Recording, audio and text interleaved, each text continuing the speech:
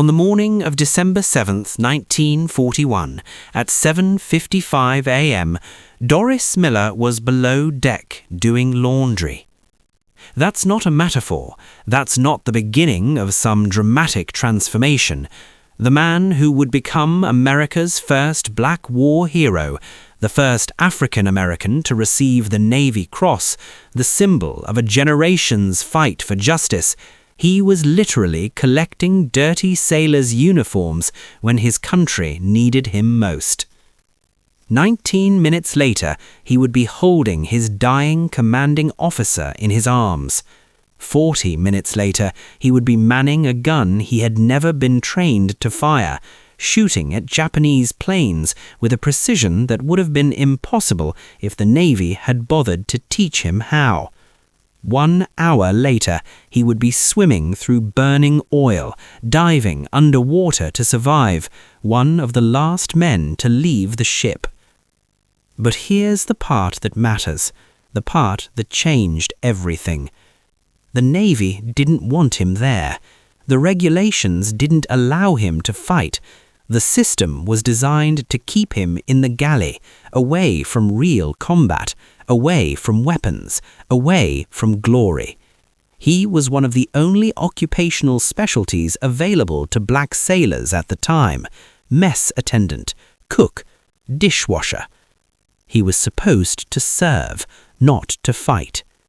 This is Doris Miller, and it's a story about what happens when you take away someone's right to fight only to discover that their courage is the only thing standing between freedom and disaster. Doris Miller was born on October 12, 1919, in Waco, Texas, on a small farm, not a prosperous farm, a sharecropper's farm. His parents, Conry and Henrietta Miller, worked land that wasn't theirs, in a part of America where being black meant your opportunities were about as limited as the horizon stretching across the cotton fields. Waco in the 1920s was a place where the system was designed to keep people like Doris in their place.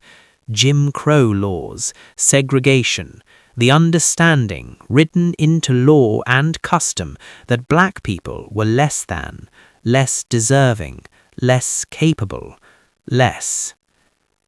But Doris Miller had something that couldn't be legislated away. He had the body of someone meant for better things, tall, powerful, athletic.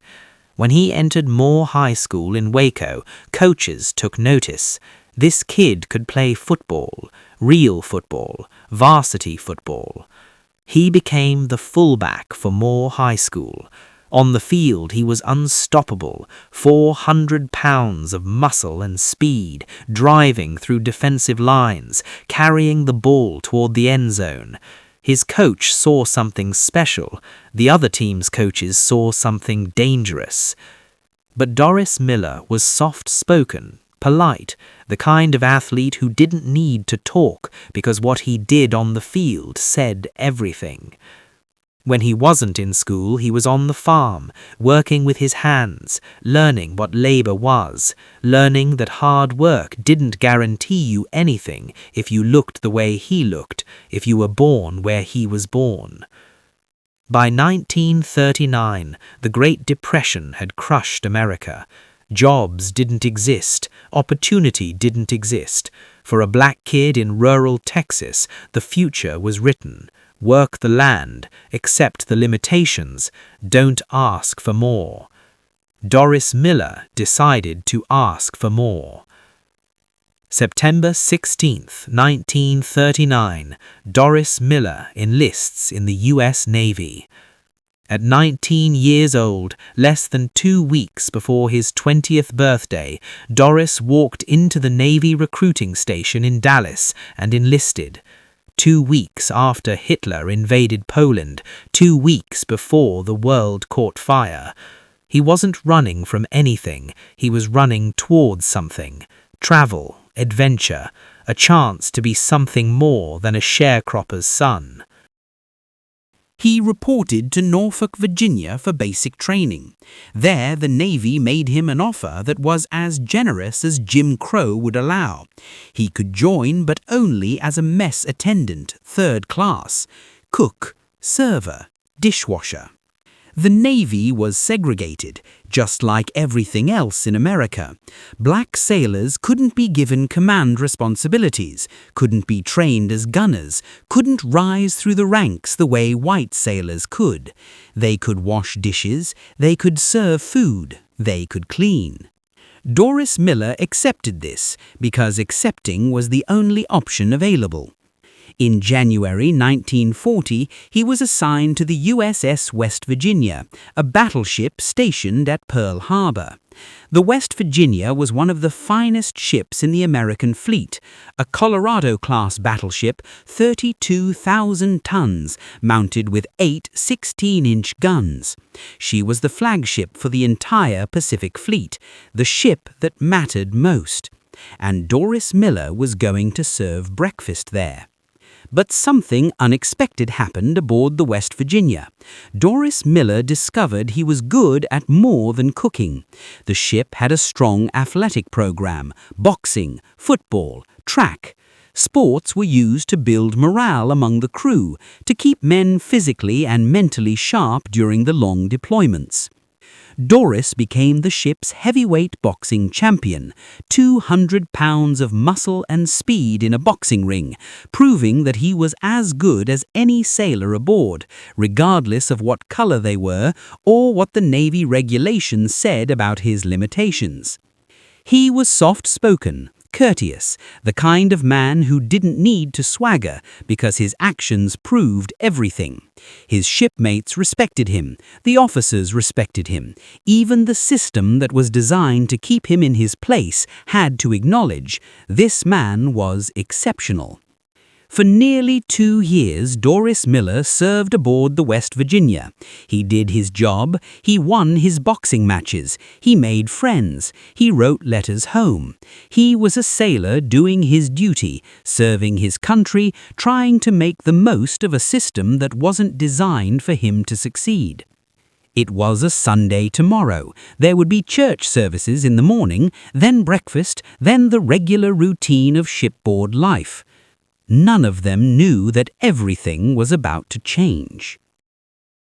At 7:55 a.m. on December 7, 1941, Japanese carrier planes struck Pearl Harbor without warning. 2 waves of attack, hundreds of planes, bombs, torpedoes, machine gun fire. American ships that had been at peace moments before were suddenly fighting for their lives. The USS West Virginia was moored on Battleship Row next to the USS Tennessee.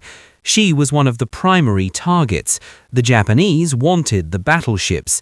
Sink the battleships and you cripple the entire Pacific Fleet. In the spaces below deck, alarms screamed. Sailors who had been sleeping, eating breakfast or preparing for Sunday services suddenly found themselves in a nightmare. The ship shook with explosions, lights flickered, the deck pitched. Doris Miller was below deck collecting laundry. That was his job, that's what he did. One moment he was gathering dirty uniforms from the deck, the next moment the ship was under attack and he had no idea what to do or where to go. The young sailor's first instinct was to report to his battle station, the compartment where he was assigned during combat. But when he got there, he found his battle station destroyed. The anti-aircraft gun he was supposed to support had been obliterated by a direct hit. Shrapnel everywhere, dead sailors, fire. So Doris Miller did the only thing he could do. He looked for someone who needed help. On the bridge of the USS West Virginia, Captain Mervyn Sharp Bennion was commanding his ship through the attack. Bennion was 56 years old, a career Navy man, the kind of officer who was supposed to lead his crew through anything, a combat veteran, a professional. A bomb fragment, probably from a nearby explosion, tore through his abdomen, steel shrapnel the size of a fist. It was a mortal wound. He was dying on the bridge of his ship, and he knew it. But he didn't leave the bridge. He couldn't abandon command while the battle raged. Doris Miller was nearby when Captain Bennion fell. He watched the ship's commanding officer collapse, blood spreading across the deck, the captain gasping in pain and shock. A mess attendant, a cook, a black sailor from Texas who was supposed to serve food, not fight, not lead, not save officers' lives. Doris Miller ran to him. There's no moment of hesitation in the records. No one stopped him to go back to his duties. He ran to Captain Bennion, grabbed him and dragged him to cover, to safety, to a place where he could at least be protected from the falling debris and continuing explosions. He was cradling his dying commanding officer while Japanese planes were still diving on the ship. Machine gun fire, explosions nearby. Captain Bennion, even as he was dying, was still thinking about his ship. "Leave me," he told Doris. "Help the others. Save the ship." But Doris couldn't save the ship. No one could. The USS West Virginia had been hit repeatedly. Torpedoes had torn into her hull. The damage was catastrophic. The ship was sinking. What Doris could do was move to the next task, the next way to help. On the screen, 8:10 a.m., Doris Miller takes position at anti-aircraft gun. An officer, Lieutenant D.C. Johnson, the ship's communications officer, was at the portside anti-aircraft guns trying to return fire at the Japanese planes. He needed ammunition, fast, explosive rounds that could reach planes diving at the ship. "Miller," the officer shouted over the noise of the battle, "start loading ammunition for me." Doris Miller had never been trained to load anti-aircraft ammunition. He had never been trained to fire any gun. The Navy regulations were clear. Black sailors don't get gunnery training. It wasn't considered appropriate. It wasn't considered necessary. But regulations don't matter when you're under attack. Doris Miller began loading rounds into the gun. Heavy, hot from the sun, moving as fast as he could while explosions rocked the ship and Japanese planes screamed overhead. For several minutes, he was the ammunition handler, the loader. But then, something changed. The officer needed to leave his position momentarily. The gun fell silent. There was no one to fire it. Japanese planes were diving on the ship, strafing the deck, and there was a .50 caliber machine gun with ammunition loaded and no one pulling the trigger. Doris Miller looked at the gun. He had watched the officer shoot. He understood, in a basic way, how it worked. Pull the trigger. The bullets go toward the planes. He picked up the gun. "It wasn't hard," he said later, in his quiet Texas accent, in the matter-of-fact way of someone describing something obvious. "I just pulled the trigger and she worked fine. I had watched the others with these guns. I guess I fired her for about 15 minutes. I think I got one of those planes. They were diving pretty close to us." For 15 minutes, a mess attendant who had never been trained to fire a weapon, a black sailor operating equipment he was legally forbidden to even touch, manned an anti-aircraft gun and fired at enemy aircraft. Nobody stopped him. There was no one to stop him. The system that had kept him in the galley, that had limited his role, that had restricted his training, that system had broken down in the face of catastrophe. When the bombs started falling, regulations didn't matter, racism didn't matter. The only thing that mattered was whether you could help, whether you had courage, whether you would stand and fight. Doris Miller stood. He fought. He didn't break. But the West Virginia was beyond saving. The damage was too extensive. The ship was settling, listing, water pouring into compartments below. The order came, abandon ship. Doris Miller had to leave his gun. He had to leave the deck. He had to get off the ship that was sinking beneath him. But he didn't leave alone. As sailors poured over the side of the ship into the harbour, Doris Miller was pulling men from the water. The harbour was a nightmare.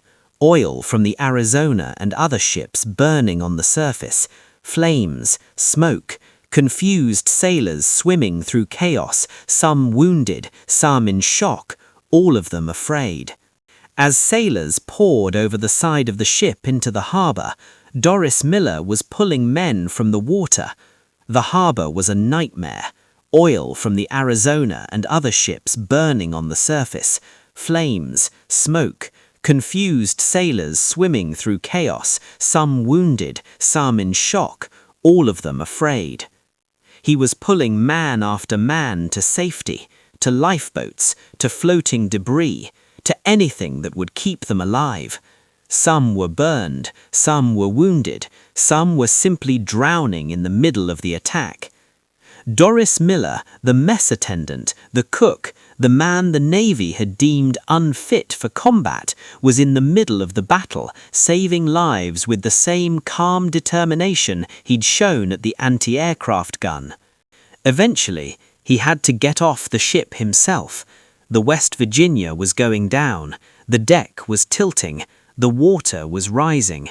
Staying aboard meant dying. He looked at the distance to the shore, 300 to 400 yards, through burning oil, through machine gun fire from strafing aircraft, through smoke so thick you could barely see the opposite shore. Doris Miller dove into the water and started swimming. He had to dive underwater to escape the burning oil on the surface. In the darkness, holding his breath, swimming blind toward where he hoped the shore was, coming up for air, seeing flames, hearing bullets, diving again. He swam through burning oil. He swam under machine gun fire. He swam toward an enemy he couldn't see in conditions that seemed designed to kill him. When he reached the shore, he was one of the last 3 men to escape the USS West Virginia. Out of 1,500 crew members, he had helped save an uncounted number of lives. He had managed his own escape through conditions that killed hundreds of his shipmates. He was alive. The battle was over. Pearl Harbor was devastated. 8 battleships either sunk or damaged. Massive loss of life. The entire Pacific Fleet crippled. But Doris Miller had survived. In the days after Pearl Harbor, America was in shock. The papers were looking for heroes, for stories of courage in the midst of disaster, for something to hold on to in the face of national trauma. They found them. Captain Benyon, the commander of the West Virginia, who died at his post. Admiral Isaac Kidd, who died commanding his ship. Chief Water Tender Peter Tomich, who sacrificed himself in the boiler room of the Utah so his crew could escape. These were the heroes the Navy wanted to celebrate. Officers, white men, the kind of stories America knew how to tell. But there were other stories. The sailors who fought without training, the crew members who survived against impossible odds. And somewhere in the chaos of those first reports, buried in a sea of unnamed sailors, was the story of one mess attendant who had manned a gun he was never supposed to touch. The problem was, no one knew his name. The Navy knew a black sailor had done something remarkable. Officers who had seen Doris at the anti-aircraft gun reported it. Shipmates who had watched him pull dying sailors from the water had witnessed it. But the Navy didn't know how to categorize what it had seen. A black man firing a weapon that he wasn't trained to fire, doing something that regulations said he couldn't do, performing with courage and competence that challenged everything the Navy believed about racial hierarchy. The reports came in as an unidentified mess attendant, not Doris Miller, not the man with a name, not even a person really, just a category, a race, an anonymity that the system imposed. But something unexpected happened. The black press noticed. The Pittsburgh Courier, one of the most important black newspapers in America, began investigating. Who was this unidentified sailor? His name, his story. How had the Navy overlooked this act of heroism? The pressure was enormous. The NAACP got involved. The Pittsburgh Courier published his name, his photograph, his story. Doris Miller was no longer invisible. And suddenly, America had to confront what it had been avoiding. A black sailor had been braver than the Navy's regulations allowed, had proven himself more capable than the system said he could be, had done the very thing he had been told he wasn't equipped to do. The Navy had a choice.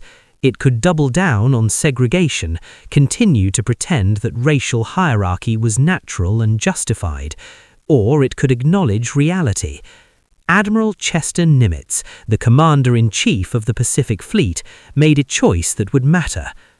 On May 27, 1942, Admiral Nimitz presented Doris Miller with the Navy Cross, not just any Navy Cross, the first Navy Cross ever awarded to a black sailor, the highest honor the Navy could give outside of the Medal of Honor.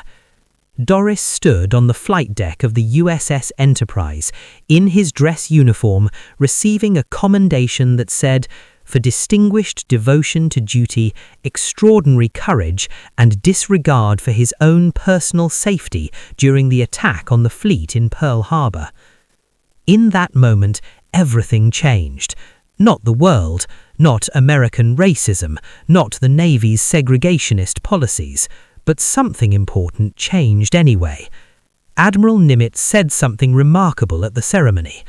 "This marks the first time in this conflict that such high tribute has been made in the Pacific Fleet to a member of his race, and I'm sure the future will see others similarly honored for brave acts." It was a small statement, but it acknowledged that the future had to be different. It acknowledged that courage didn't recognize color, that bravery could come from the most unexpected place. Doris Miller had to confront something that wasn't part of his plan. He had enlisted to travel, to escape the limitations of his small hometown, to see the world. He had not expected to become a symbol. He had not expected to be famous. He had not expected the weight of an entire nation's struggle for justice to land on his shoulders. After receiving the Navy Cross, Doris Miller was sent on a war bond tour. This was unprecedented. For the first time, a black sailor was allowed to travel alongside white war heroes, to speak about his experiences, to represent the Navy as a symbol of American courage. He went to Oakland, California, to his hometown of Waco, Texas, to Dallas, to the Great Lakes Naval Training Station, where the first graduating class of black sailors heard from the man who had shown them what was possible. He was featured on a Navy recruitment poster with the headline, "Above and Beyond the Call of Duty." Designed by David Stone Martin, it became one of the most iconic images of American naval heroism. But Doris Miller was uncomfortable with this. He was not a man who sought fame. He was not someone who wanted to be a symbol. He was a sailor who had done his duty, who had responded to a crisis, who had survived. In a letter to the Pittsburgh Courier, the newspaper that had first identified him, Miller wrote something that revealed who he really was. "You have opened up a little for us, at least for the ones who were following me, and I hope it will be better in the future." He wasn't celebrating himself. He was hoping that his actions would open doors for others, that the progress would continue, that the next generation wouldn't have to fight as hard. And he was right. In May 1942, the same month Doris received his Navy Cross, Robert Lee Thornton became the Navy's first black petty officer. By 1944, the Navy had introduced an officer training program for black sailors. By 1945, integration was beginning. It wasn't enough. It wasn't fast enough. The system didn't change overnight. but the door that Doris Miller opened with his courage at Pearl Harbor never fully closed again.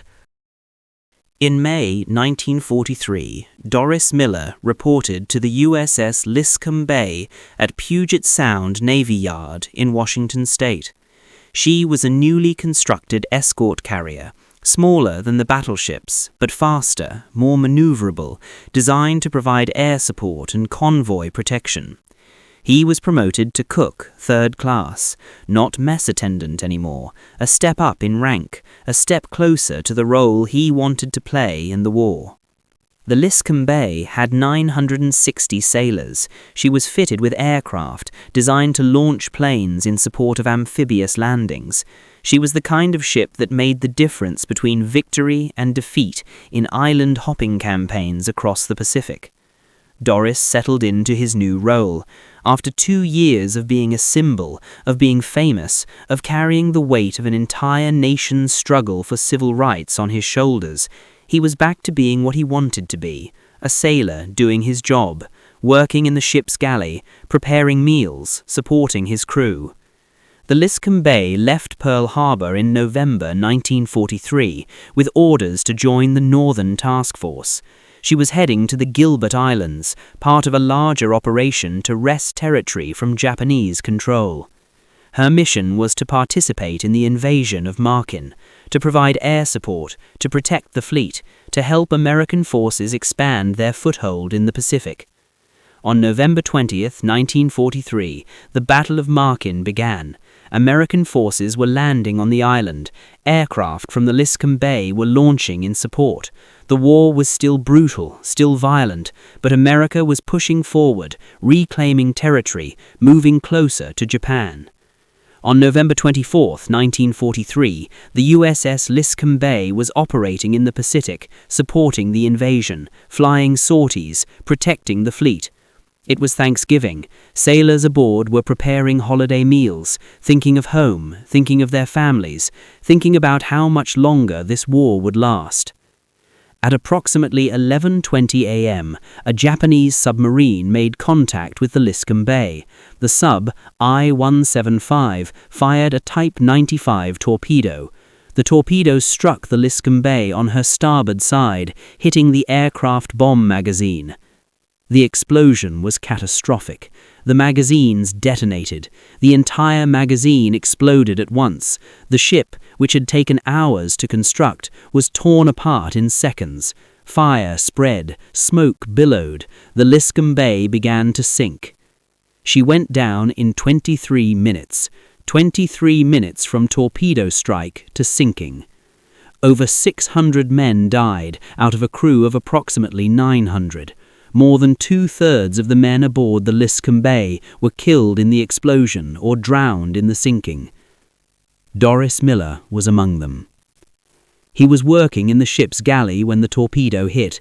He was likely killed instantly in the explosion. There was no time to escape, no time to fight back, no time to be a hero again. He was gone before anyone could react, before orders could be given, before his courage could make a difference. Doris Miller, who had manned a gun without training, who had pulled dying sailors from burning oil, who had become a symbol of hope for an entire nation's struggle against racism, died in an explosion that took 600 of his brothers in arms. The Navy notified his parents. Connery and Henrietta Miller, the sharecroppers from Waco, Texas, received word that their son was dead. He had been 24 years old. The notification came on November 24, 1943, exactly 2 years after Pearl Harbor, on the anniversary of the attack that had made him famous, the attack that had changed his life. He died in a different attack, in a different part of the same war. Doris Miller was never forgotten. In 1973, the Navy named a destroyer escort after him, the USS Miller, DE-1091. In Waco, Texas, a YMCA was named for him. A park was built in his honor, a cemetery, schools, a dining facility at Naval Station Pearl Harbor. In 2020, the Navy announced that a new aircraft carrier, the USS Doris Miller CVN-81, would be named after him, the first aircraft carrier named for an African American. But the real legacy of Doris Miller wasn't about buildings or ships or names carved into stone. The true legacy of Doris Miller was about what happens when courage is allowed to operate without constraints, when a young black sailor, forbidden by regulation to even touch a gun, picked up that weapon and fired at the enemy, when he ignored the system that had restricted him and did what was necessary. He didn't do it to rebel. He didn't do it to make a point about civil rights. He did it because there was a gun, there was an enemy, and his ship needed him. But in doing that simple, necessary thing, he changed America. After December 7, 1941, it became impossible to argue that black sailors were incapable of fighting. Doris had proven it with his actions. The Navy had been forced to acknowledge it. And once that acknowledgement was made, the arguments for segregation became weaker. Not gone, segregation continued for years. Racism didn't disappear, but a door had been opened that couldn't be closed. The future that Admiral Nimitz had spoken about began to happen. Robert Lee Thornton became the first black petty officer in May 1942. Other black sailors began receiving commendations. By 1944, the Navy created an officer training program for black sailors. The process was slow, it was painful, but it was happening, because a mess attendant had manned a gun. Doris Miller's mother, Henrietta, lived until 1979. She kept her son's memory alive. She told his story. She reminded people that her boy, the soft-spoken, athletic kid from Waco who had wanted to travel and see the world, had done something that mattered. In 1991, Alpha Kappa Alpha sorority dedicated a memorial plaque at Doris Miller Park, located near Naval Station Pearl Harbor. It was on what would have been his 72nd birthday, October 12th. The plaque is simple. It commemorates a man who did his duty, who showed courage, who in the moment that mattered most stood up and fought for his country, even though his country didn't fully believe he had the right to fight. Doris Miller was never supposed to be a fighter. The Navy regulations were clear. The social system was designed to keep him in a specific place, with specific limitations, doing specific work. He was supposed to serve, not to fight. But when the moment came, when his ship was under attack, when men were dying, when courage was the only thing standing between the ship and catastrophe, Doris Miller didn't ask permission. He didn't check the regulations. He picked up a gun and fought. He wasn't the greatest gunnery officer. He wasn't trained. He wasn't prepared. But he was brave. And in that moment, bravery was the only qualification that mattered. The West Virginia was later refloated and rebuilt.